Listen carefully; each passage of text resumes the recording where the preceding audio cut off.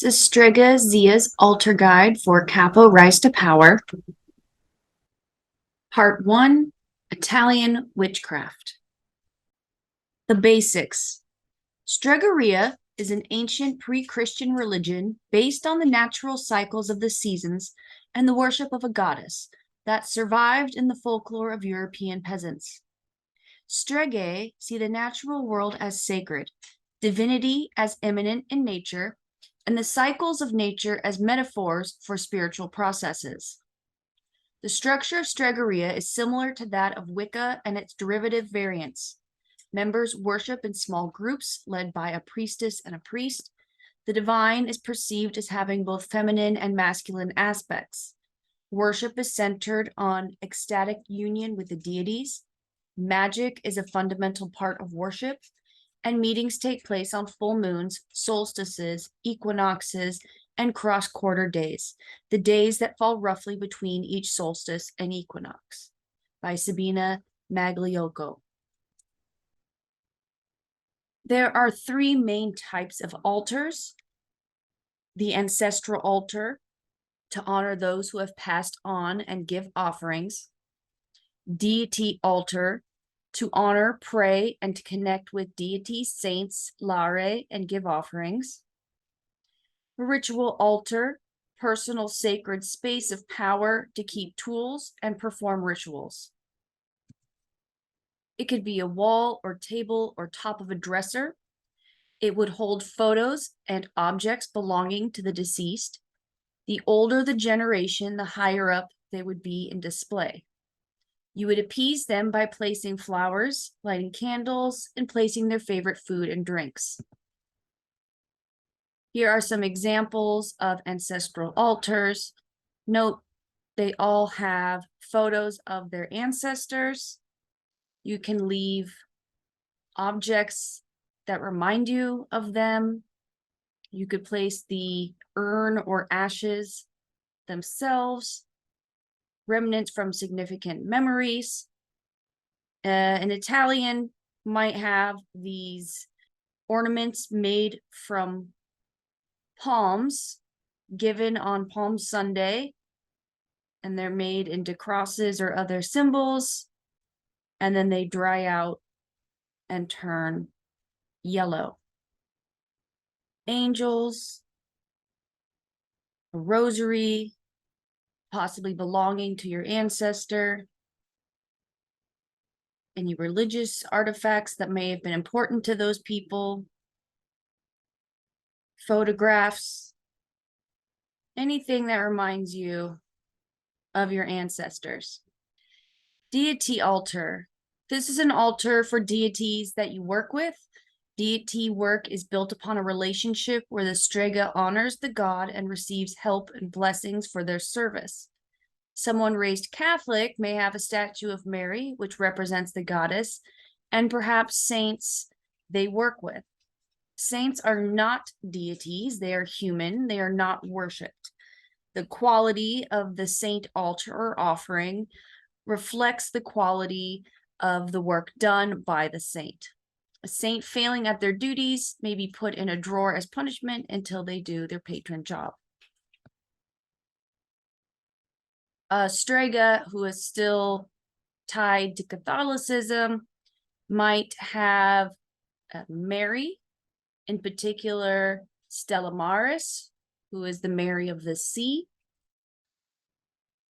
May also have Santa Rosalia. Saint Rosalia is the patron saint of Palermo in Sicily. Very common for someone to use saint cards or saint medallions as a way to connect with saints. These could be in your car, in your wallet, in a picture frame. These would be anywhere where you might need the service of a particular saint. My altar has many goddesses. The main one for Italian witches is Diana. She is the goddess of all witches, the mother of all witches. She represents the moon. She is the moon goddess. And in Italy, there was the Society of Diana, a all-female cult that met under full moons and worshipped Diana. Ritual altar, the personal power station for any witch, which is cared for and well maintained. This is a functional space, and everything on it should be there for a reason. At the very least, the 5 elements should be represented: earth, fire, air, water, and spirit. We will go deeper into the ritual altar and the tools next. Contemporary altar. The contemporary altars are used by neo-pagans or those who follow the guideline set out by Grimassi, similar to Gardner's Wiccan religion, which was made and popularized in the 20th century. Stregoria is an American tradition, and Strega has been reclaimed in contemporary modern times. Your original Strega in the 1920s would probably not have ever called herself a Strega. It was still considered taboo. Instead, she may have called herself a maga. The contemporary Stregoria or Wiccan altar starts with a black cloth that represents darkness. A pentacle represents earth. The spirit bowl represents the spirit, and this is something unique to Stregoria only. A white candle to represent goddess and a white candle to represent God. Earth in the north, represented by sand or stones. Air in the east, represented by incense or fan. Fire in the south, represented by a candle or flame. Water to the west, which is usually pure water. Wand represents air, usually made out of a fruiting wood. Spirit blade represents fire in the south, and a chalice represents water and could be full of water or wine or other spirit drink. A Stregoria or Wiccan altar is meant to be aligned to the north. You would use a compass, and I'm showing you that north is actually that way, but because of the camera, it will be turned sideways. First, we place the pentacle, which represents earth. On top of that, you place your spirit bowl. Candle to represent goddess. Candle to represent God.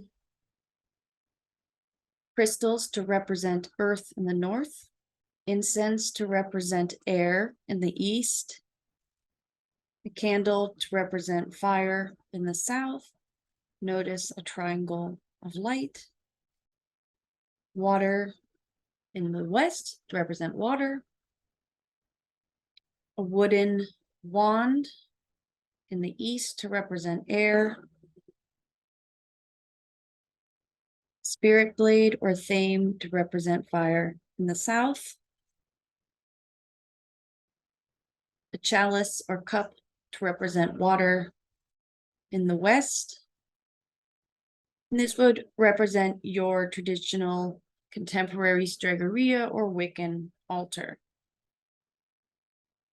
In a real ritual, you would light the incense, you would have water in your bowl, you would have water or wine in your chalice.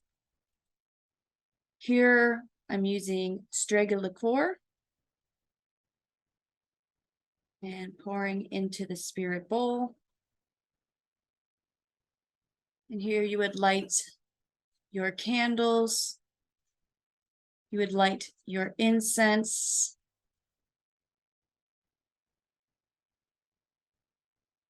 And at the end, you would light the spirit bowl. The blue flame represents spirit, deity, the other world. And one would gaze upon the blue light and interpret any messages or thoughts or feelings that come through while gazing into the God light. See, it makes a very unique blue flame. My bowl has little legs on it. Otherwise, that bowl would be way too hot to handle.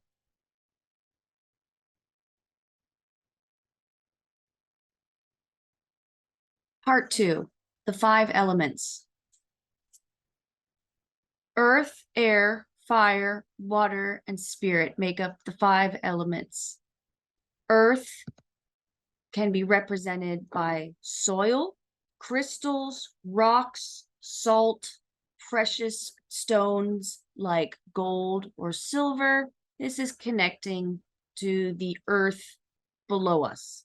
Air is mostly represented by the movement of air, and this is shown through smoke most often. Incense, burning of herbs. You could use a fan to move the air, or sound is a representation of wavelengths moving air. So some people use a bell or a singing bowl to represent air. Fire is most often represented by fire itself. Fire can be used in a candle, an oil lamp, a bonfire, a fireplace, anywhere where there is an active lit flame. Water is represented by clean water. The best water to use would be natural water, rainwater, river water, ocean water. As close to the natural source as possible is best. Spirit can be represented in a variety of ways. In Stregoria, it's done with the spirit bowl, which creates a blue flame, which represents spirit. Others use crystal balls, mirrors, elements that often seem to break the barrier of this world. Others use symbols like spirals and wheels to represent spirit. Part 3, other symbols. Other symbols that may be unique to a Strega are the chimaruta, which is a rue branch decorated with other magical charms. Red coral is a protective amulet that many wear. The mano figo and the mano corno, the hand gestures that are female and male to ward off malocchio. The blue malocchio eyeball. Lemon with rainbow pins in it is supposed to represent good luck. Whereas if you wanted to give bad luck to someone, you would fill it with black pins and hide it on their property. Hanging garlic and hot peppers are thought to ward away bad spirits. They're also thought to sort of kill bad demons from the inside out if you eat garlic or pepper raw. The cornicello or the cornetto is supposed to ward off malocchio. It also represents the goat horn, the goat god, for good luck. Rituals. Using the spirit bowl according to Raven Grimassi.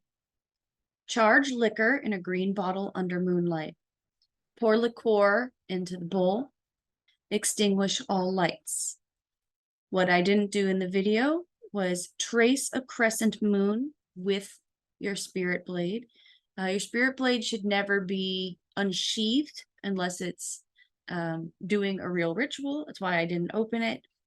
And you might say, in the name of Tana and by the sacred sign, be thy essence of magic. You could replace goddess instead of Tana. Perform a gesture of power with a lighted candle. I call upon the source of all things and pray thee impart thy essence into this most sacred flame. And then you would light the fluid and sit and look upon the flame until it goes out on its own. When I asked other witches about their daily rituals, the number one answer I got was coffee. There's a lot of power in daily rituals, and you can embed magic into any of those rituals. So here, the most common thing witches said was they stir their coffee to the right while invoking everything that they wanted. And then they would stir their coffee counterclockwise and think of all the things they wanted to remove from their lives. The fire heats the water, which blends with the spirit of the coffee beans, and that is poured into an earthen cup and creates airy steam. It has all 5 elements. A similar ritual could even be with a cigar. You have the water of a humidifier, the stone and fire of a lighter. You have the smoke of the air coming off the cigar, and of course, the spirit of the tobacco that is being lit. This has all 5 elements. And if you think about when you're having your coffee, you're having your cigar, you're really relaxing your mind and you're even getting yourself into a different state of mind. And it's very similar with any magical ritual, is getting your mind in the right place. Again, here you could have a cigar and whiskey, and you have whiskey stones, you have the water in the whiskey, you have the fire lighting the cigar, which makes smoke, you have the spirit of the cereals and the tobacco that made all of this. And it's that moment of enjoyment and that moment of ecstasy. And if you can connect those moments of ecstasy with Goddess, then you're opening up this channel. Gardening is probably the #1 ritual that Italians have in common. And it has all 5 elements involved in the most basic of ways: earth, fire in the sun, fresh air, water, and using your hands and your spirit creates tomatoes and eggplant and all of these beautiful foods that we eat. And we know the blood, sweat, and tears that we put into gardening makes that fruit taste better and makes the food taste better. And our food is magic. If you do this ritual of gardening and go into your spiritual trance and connect with the earth and the goddess, that can be a religious experience and a ritual in itself. It's about embedding the magic into everything that you do every day. Rituals are also similar to prayers that you might experience in other religions. Maybe you have a prayer before you eat, a prayer before you go to bed, a prayer when you wake up in the morning. A simple daily prayer might be: to the spirits of west and water, I thank thee. To the spirits of north and earth, I thank thee. To the spirits of east and air, I thank thee. To the spirits of the south and fire, I thank thee. To the spirits above and the spirits below, I thank thee. To the goddesses, guides, and ancestors, I thank thee. Allow me to be the best person I can be. Allow me to be a vessel through which goddess light can shine. Allow me to do good today. Thank you. That's an example of a morning ritual. One might say everyone's words would be different depending on their personal beliefs. Part 5, your altar. It's important to make it yours. Use items and symbols that are significant to you. Bless and consecrate your objects. They are sacred. Don't let others touch your altar unless they have permission to tend it. Find your path. Strega, like Wicca, is a modern American religion that has rules and customs. However, you can practice the old religion by following what feels right to you with respect to the elements, natural cycles, and ancient knowledge. This we call your spiritual path, and everyone's path is different. I see altars that look very similar to this. It's very common to find this altar setup, but I find most people personalize it to their own way. For example, I don't use wands. I have white and black arrows that I've made in my spiritual practice. Others use fans. Feather fans. Another type of fan can be used to represent air. It helps to move air. Arrows cut through air. Of course, feathers. Feathers can represent air. So you want to use items that you or your character would have come across. Bells are very common. Items that make sound, vibrate, also represent air. Water can be represented by a variety of vessels or water from sacred places that you visited. Sometimes it's moon water, which is water that has been charged under a full moon. Fire, of course, you can use fancy candles, candlesticks, any type of candle will do. I represent goddess and god with duality of white crystals and black crystals that absorb all and reflect all. A wide variety of stones and crystals that you may use. Each stone and crystal has a particular frequency that is used in different healing properties. You may have something to represent spirit, something that was once alive or is alive. I like to use skulls, horns, fossils. I usually have a plant on my altar that I water with all the leftover water from my bowls after I'm done with my rituals. A spiral fossil, also great symbol for spirit. And then you may have other items that mean something to you, like red coral. This is very similar to what my altar looks like. I have a separate ancestral altar with all of my ancestor items in a different place. I have my Diana goddess statue. I have 4 others right now. So I have 5 goddesses on my altar. For earth, I like to use a lot of crystals. I have these out all the time. For air, I have a cup of crystals that I've gathered over the years. I have a bag of stones that are particular and precious to me. I have a spider and a bear carved stone, as statues of animals that are important to my worship. I have some little I Ching and Malokio charms. I have a spoon that is special for some of my rituals. Most modern witches usually do a tarot card or a tarot spread. It's very common for most people to just pull a card in the morning that tells them their fortune or what they should be observing for the day. Contemporary witches also often use what are called oracle cards.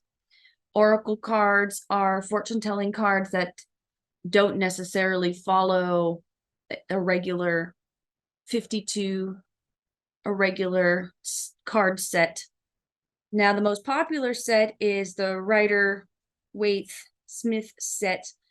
They're the most famous imagery of tarot cards, or most popular set of imagery that are associated with tarot.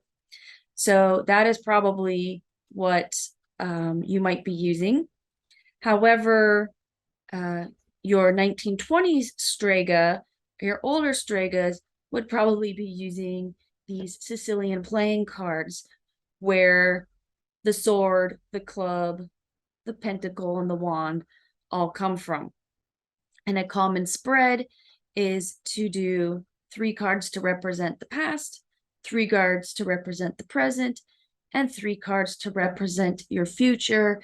And that would be a very simple tarocchi spread that a maga or a strega back in the early 1900s might have used.